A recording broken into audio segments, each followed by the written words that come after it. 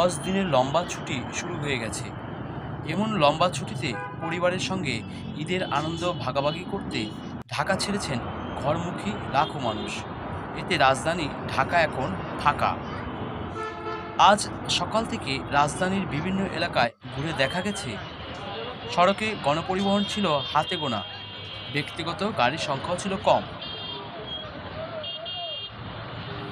আজ শুক্রবার সুইচ প্রতিষ্ঠান আইকিউ এয়ার বাতাসের গুণমান সূচকে সকাল 10টায় রেকর্ড অনুযায়ী রাজধানী শহরের বায়ুমাত্রা ৭৯, গতকাল বৃহস্পতিবার ছিল ৮২।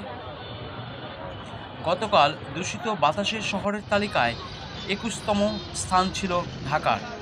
আজ বায়ুমানের উন্নতি হয়ে ২৫তম স্থানে অবস্থান করছে।